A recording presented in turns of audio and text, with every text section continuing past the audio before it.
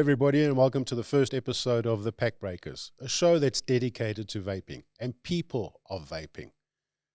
It's not going to be a show around products or tricks or anything like that. It's going to be a show around people and their involvement around vaping and tobacco harm reduction. So we're talking about consumers, we're talking about manufacturers, we're talking about policy people. But more importantly, it's about the concept of harm reduction and its importance in this horrible world around smoking and the impact of smoking on people. My name is Kurt. I am a husband, I'm a father, and I'm a former smoker. I quit smoking more than 10 years ago with the use of flavored vaping products, but the journey was a lot longer than that. 22 years ago, I lost my father to smoking. He had a smoking-related heart attack, and unfortunately, he passed away the day before our planned wedding. That rocked my world completely. And from that moment on, I attempted to quit smoking. But it took me 10 years before I found vaping. And in those 10 years, I struggled multiple times to quit smoking. But within 3 days of me taking up vaping, I had quit. This is the story or stories that we'd like to hear on the Pack Breakers. Because this is a particular product that could help millions and millions of people around the world quit smoking. So we're going to spend some time just discussing what the show is about and some of the questions I've put together as to why I believe this show is important to happen now and why we should have these conversations. Because there's a lot of people out there that are terribly confused around vaping and the harms associated with vaping. So why the name The Pack Breakers?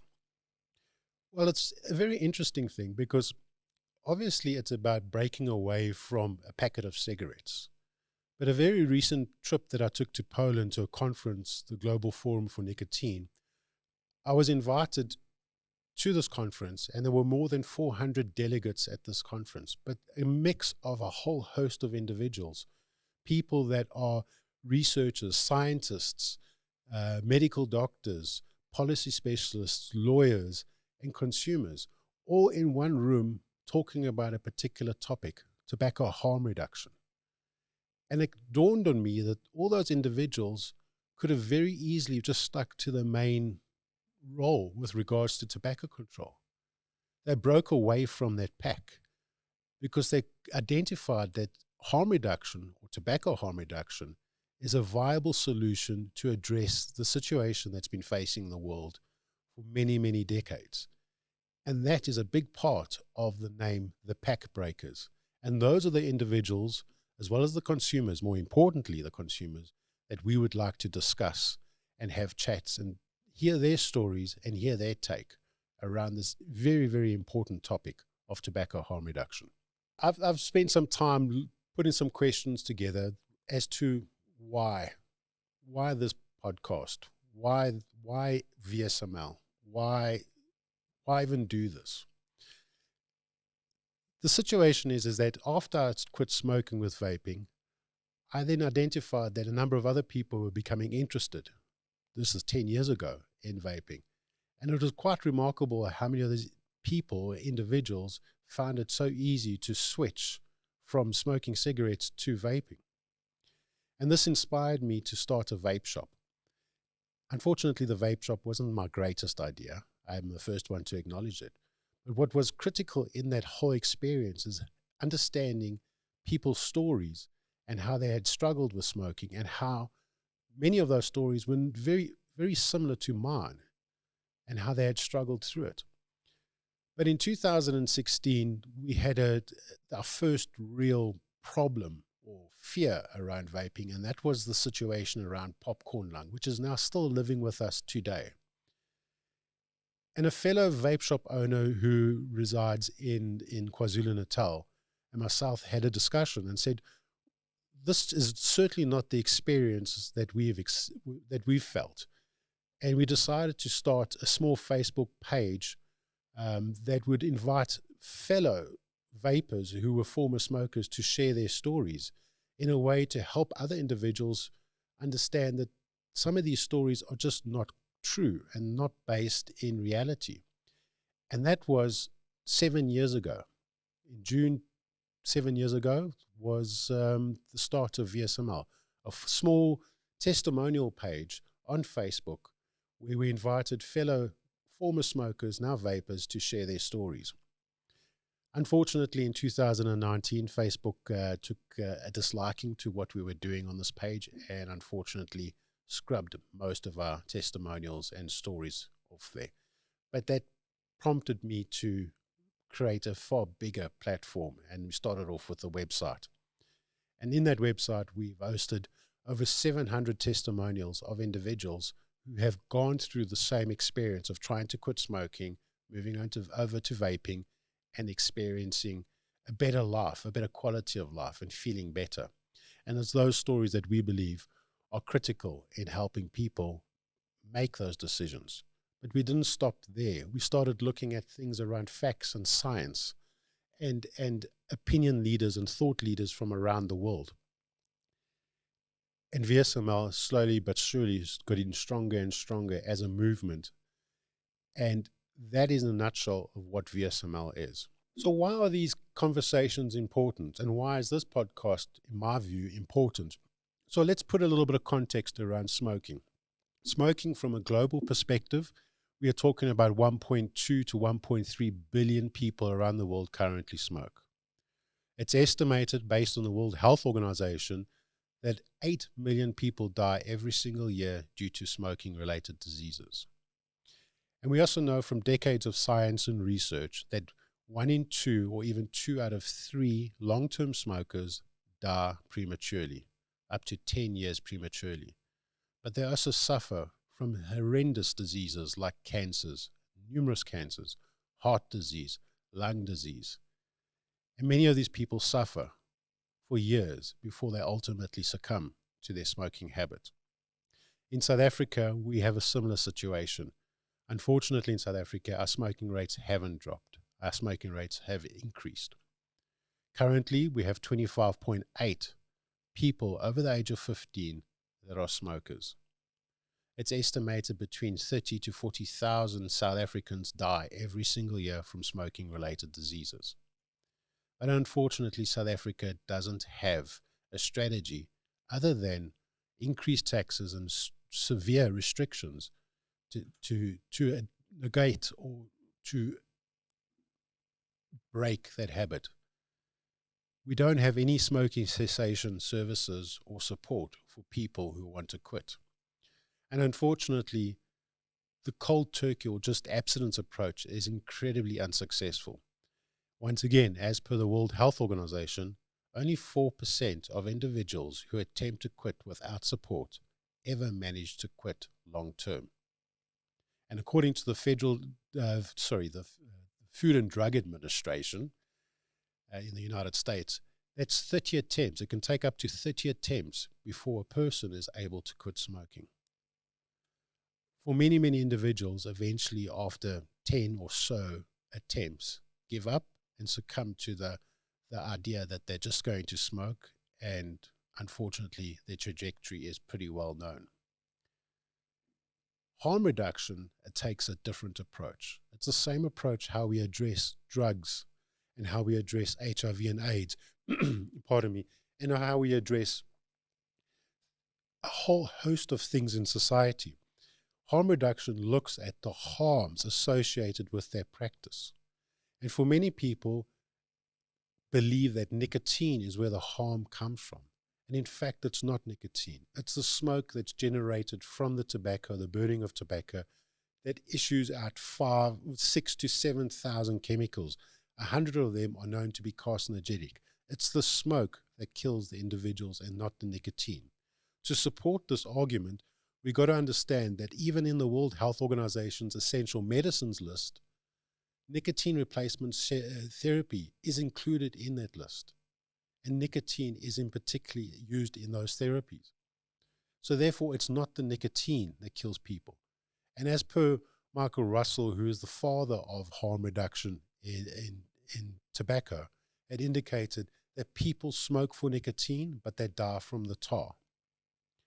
And that's where harm reduction, tobacco harm reductions, the products like vaping, heat not burn products, nicotine pouches, snus, or eliminate the most harmful parts of nicotine consumption by removing the smoke and providing a solution to those individuals who are unable or unwilling to quit, get their nicotine in a safer way. If we think, for example, the fight against HIV and AIDS, we used condoms and we used education and so forth to help individuals escape the harms or contracting these diseases. And now we issue out free condoms to our society in order to prevent them from getting HIV and AIDS. It's a very similar concept. If we think about motor vehicles, just look at the car. For example, your seatbelt, the airbag.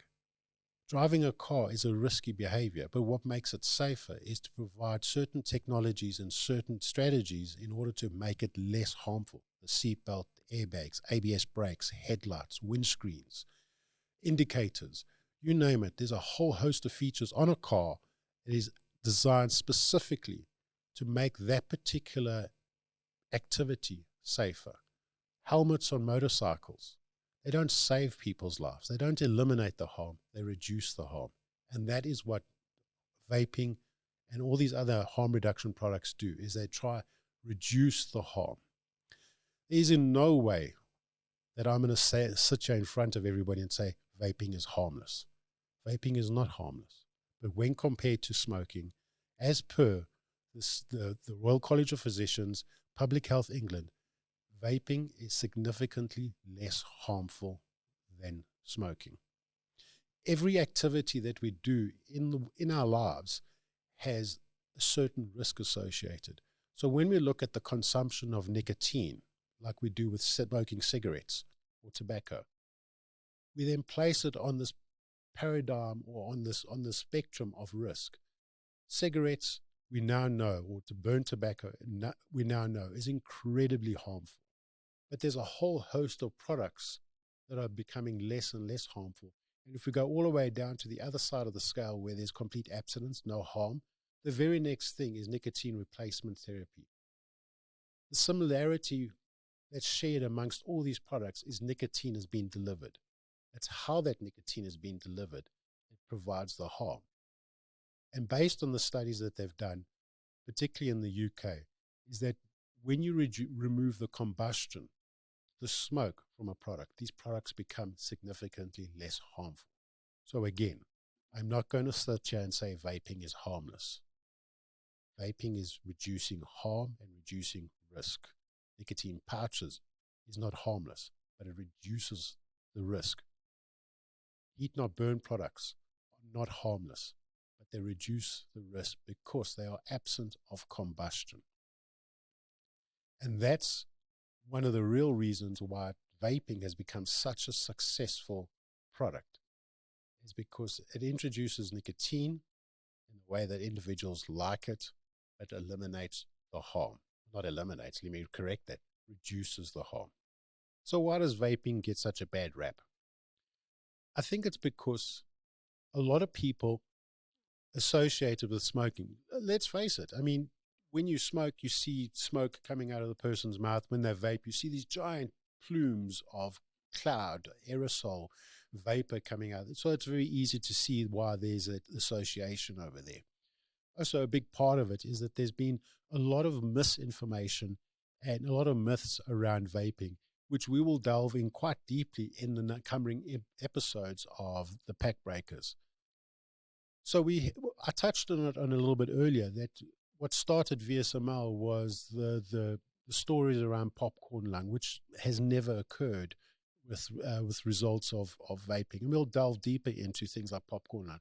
But there was a whole other issues, like, for example, Ivali, a situation that happened in the United States, which flooded the news networks and headlines around the world. And unfortunately, what it had done is created this understanding or misconception around vaping. I'll be the first one to say, based on me being a father, is that I certainly do not condone or believe that people under the age of 18 should be smoking or vaping. I think there's a lot of work that has to be done there, and there's a lot of research and investigation as to why people under the age of 18 smoke, or vape. But that research needs to be extended to other risky behaviors that unfortunately are growing in our society. So all of these headlines and stories are unfortunately having a major impact on the very, very people that we are hoping to help here. And those are the smokers around the world, and in particular South Africa. A very recent poll that was conducted in Ipsos researched smokers all around the world and then broke them down into different countries. And unfortunately in South Africa, 78% of the smokers, people who smoke, that were questioned in the survey, believed that vaping is as harmful, even more harmful than smoking, which is absolutely nonsense. It's not, by no stretch of the imagination, as harmful or even more harmful than smoking. And these are the misconceptions that unfortunately have penetrated people's minds based on headlines and so and horror stories. But we also understand that a lot has to do with policies and regulations, and enormous amount of focus around vaping, and so little around the actual real issue that faces our society, and that is smoking. And that's one of the issues, or many of the issues, that we'll be addressing every single month on this podcast with different guests from different backgrounds as to a whole host of these things: misconceptions, policies, youth situation, the science behind vaping, the science behind any of the other tobacco harm reduction products, and hoping that all this information will help a person that was in my situation more than 10 years ago make that decision, do more research, and make the switch. And hopefully we're able to quit smoking altogether and eventually quit vaping if they choose to do so. As the Pack Breakers is about discussions and talking to individuals, I invite anybody and everybody that has an opinion on tobacco harm reduction to come onto the show, have a discussion with us. Whether you're for or against harm reduction, whether you're for or against vaping, or any of the other products, if you have any issues or in support of, let's have these conversations. And I think this is a great place to have them.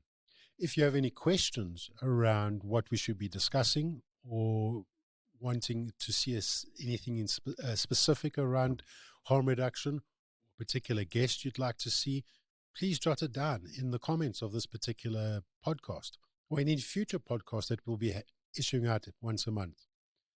And also calling out those people, former smokers and now vapors, to come online with me, and let's have those discussions around what your experiences were as a person that smoked. Share those experiences as a person that used to smoke and that switched over to vaping or any other harm reduction product, and share with the world as to why it was important and what your life has been like since you have switched over. For those individuals, please send me an email to info@vsml.co.za, and let's set up some time so we can have these discussions. So the intention of Pack Breakers is to have a show at least once a month, and this will be hosted on Spotify, Apple Podcasts, YouTube, and maybe even Rumble. So we hope to see you, join the conversation and interact with these particular platforms. And thank you very much. Hey everybody, Kurt Yoya from VSML. I have some exciting news to share about our podcast, The Pack Breakers. We're shooting at an incredible location, The Shed in Silo. Check them out at www.theshedinSilo.co.za. Get ready for a visual treat. We'll be showcasing the stunning venue and state-of-the-art facilities offered by The Shed in Silo. From their spacious event spaces to the cozy cottages, this place has it all.